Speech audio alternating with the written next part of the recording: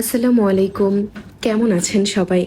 বেশ অনেকদিন থেকে ভিডিও পোস্ট করব বলে করা হয়ে উঠছিল না, কেননা অনেক ব্যস্ততম দিন পার করছিলাম।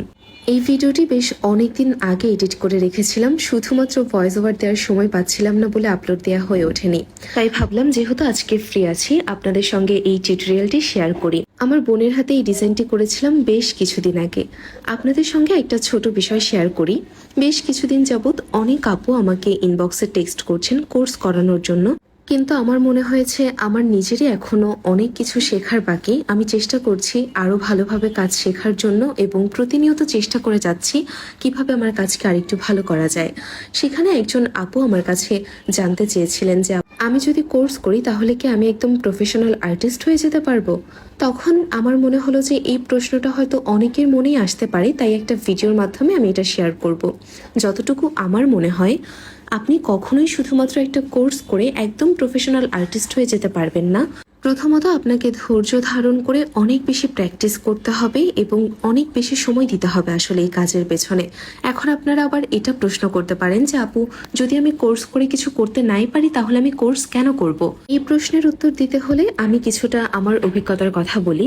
যেহেতু আমি নিজে কখনো কোনো কোর্স করিনি, সেখানে আমার মনে হয় যখন আমি এই প্রফেশনে এলাম, তারপর যখন আমি এই বিষয়টা সম্পর্কে আরও জানা শুরু করলাম, তখন কাজ করতে করতে আমি কিছু বিষয় লক্ষ্য করেছি, খুবই ছোট ছোট কিছু বিষয়, যেগুলো আমার কাছে মনে হয়েছে যে এই জিনিসগুলো যদি আমি আর কিছুদিন আগে জানতাম তাহলে হয়তো আমার কাজের ফিনিশিং এখন আরও ভালো হতো বা আমি আরও সুন্দর করে কাজটাকে করতে পারতাম।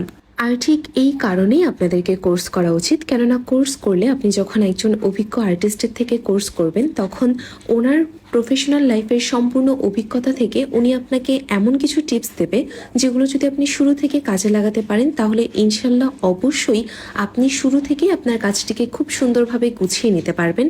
তবে কোনো আর্টিস্ট আপনাকে এটা শতভাগ নিশ্চয়তা দেবে না যে আপনি শুধুমাত্র ওনার থেকে কোর্স করে একদম প্রফেশনালভাবে আর্টিস্ট হয়ে যেতে পারবেন। এটা ডিপেন্ড করবে যে আপনি যে একজন থেকে শিখলেন, আপনি একজন অভিজ্ঞ মানুষ থেকে তার অভিজ্ঞতা সম্পর্কে জানলেন, সেই জিনিসগুলো আপনি আপনার কাজে ঠিকমতো প্রয়োগ করতে পারছেন কিনা এবং সেই টিপসগুলো নিয়ে আপনি ঠিকভাবে আপনার কাজকে এগিয়ে নিয়ে যাচ্ছেন কিনা। আপনি একটি কোর্স করার পর আপনি যা যা শিখলেন সেই বিষয়গুলোকে যদি কাজে না লাগান কিংবা চর্চা না করেন, তাহলে আসলে কোর্স করে তেমন কোনো লাভ আপনার হবে না। একজন মানুষ আরেকজন মানুষকে শেখাতে পারেন, জানাতে পারেন, তবে যিনি শিখছেন সে যদি মূল্যায়ন না করেন তাহলে আসলে সেই শিক্ষার প্রভাব তার কাজে পড়বে না। তাই প্র্যাকটিস করতে হবে। এই কারণেই আপনাদেরকে কোর্স করা উচিত। আসলে শেখার তো কোনো শেষ নেই, তাই যতটা আপনারা শিখবেন, কারো থেকে জানতে পারবেন, তত বেশি আপনারা জিনিসগুলোকে উপলব্ধি করতে পারবেন এবং আপনার কাজে সেগুলোকে প্রয়োগ করতে পারবেন। আশা করি আপনারা বুঝতে পেরেছেন যে আসলে আমি কি বোঝাতে চাচ্ছি।